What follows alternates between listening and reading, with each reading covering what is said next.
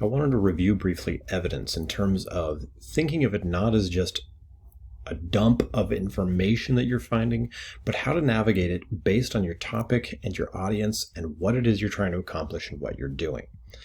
Now, thinking about evidence then, the starting point is this rhetorical triangle with which most of you are presumably familiar, Aristotle's triangle of argumentation based on the issue, which we tend to refer to as logos, based on the value placed on the one making the argument, whether it's the speaker or the writer, based on how they present themselves or based on what you already know of them, ethos, and how it appeals to our sense of values and emotions, which we typically call pathos or pathos.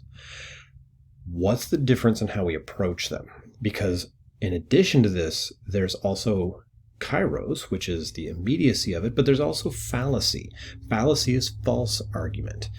All of them have their use and have their impact, but what's the difference is the degree of belief that a particular audience is going to have in any one of them, but also the extent that a single type of evidence can have. So Marcus Quintilianus, he talked about argument as being proving what's not certain by using what is certain. So the evidence you're using is certain.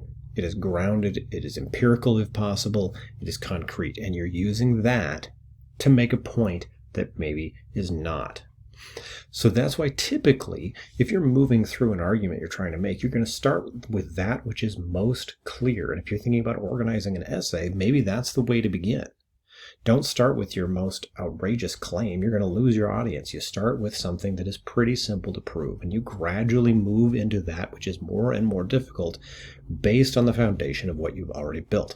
The problem is when it comes to specific evidence, you want that which is most powerful, right? So if we're thinking now not necessarily about the structure of the whole essay, but the actual pieces of evidence, the effectiveness reverses when we think about the human brain. So this is where we get into a kind of a paradox of argumentation.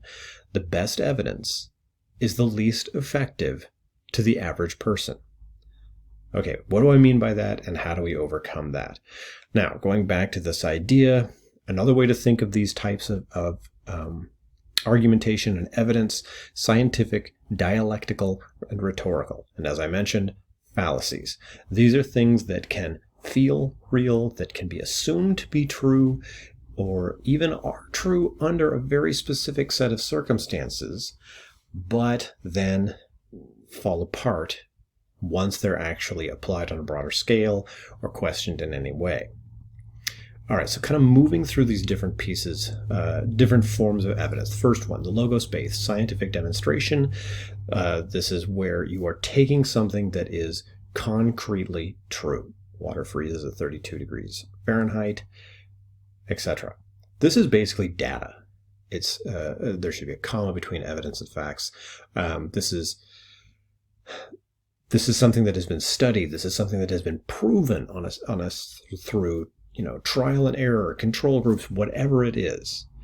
This is stuff that you essentially cannot disagree with unless you are going to go conduct your own thorough peer-reviewed study. So if we're thinking about why this works, it is technically the most powerful form of evidence because it has been proven, right? It is on a large scale throughout time and space if it is good science. The problem is it doesn't work as well with an audience. It doesn't resonate.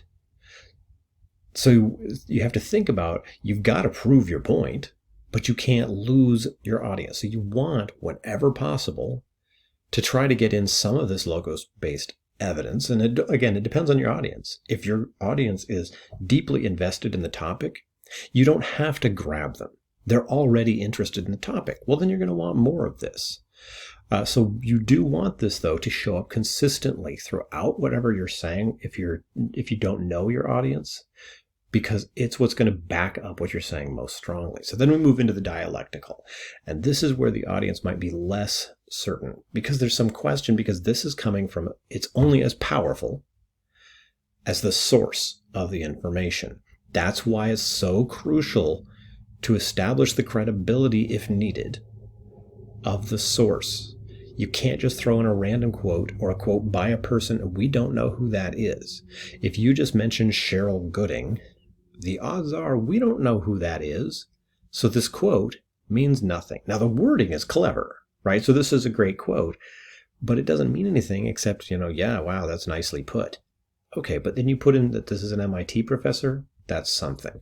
So typically what we're talking about here, quotes, aphorisms, concepts, things coming from knowledgeable sources or wise sources. That maybe we know who they are, maybe you're going to establish who they are, but these, when done well, are a blend of the poetry of what's being said with the resonance of where it's coming from. So they're very powerful in this sense because they do give the argument a sense of depth and a sense of history and a sense of poetry all in one piece of evidence. The problem then is when you aren't thinking about your audience. And again, are you using somebody your audience is not going to care for? Are you using someone your audience doesn't know who that is, etc.? All right, this leads us to the rhetorical evidence. And this can be in the broader sense, something that we sort of all accept as true. Politicians tell lies to get votes. You don't have to prove that. Now, maybe it's not true. Maybe that's never actually happened. But it's pretty safe to say that. So this could be things like anecdotes from the real world, examples. It's also going to be metaphors and analogies and truisms, things we just sort of accept as being true. Now you pick these, again, based on the values of your audience. You're thinking about what matters to them, because why rhetorical evidence is so powerful is because it provokes an emotional response. It resonates. We can't visualize scientific data, but one example from that data, that we get. The problem with giving an example as evidence, you're not actually proving your point. Right? You're giving one example. So if you're saying there's a problem and then you give an example of that problem, you're saying this has happened at least once in the whole of human history. But that doesn't mean it's a massive problem. That's where you're starting to think about how do you choose one type of evidence or based on the subject, or do you need multiple types? So if we were talking about standardized testing forces schools into a one-size-fits-all mode of education, and you were looking at these different types of evidence, this one, I might go with the dialectic, a quote from an authority, because the rhetorical is not going to really work because whether it's just, we kind of know that, or one example, well, okay, so one person didn't integrate on standardized testing. The scientific is just going to come off as data about data. A quote, though, could have a lot of power in this situation.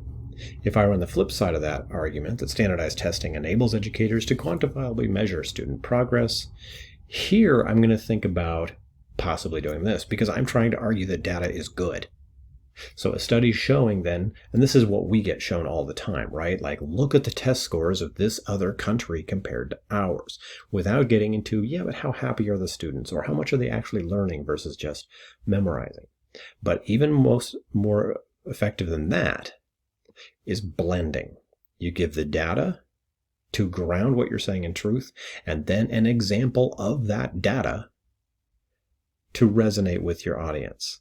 So this is where you're thinking about, how do I blend what I'm doing? How do I base it on my audience, etc.?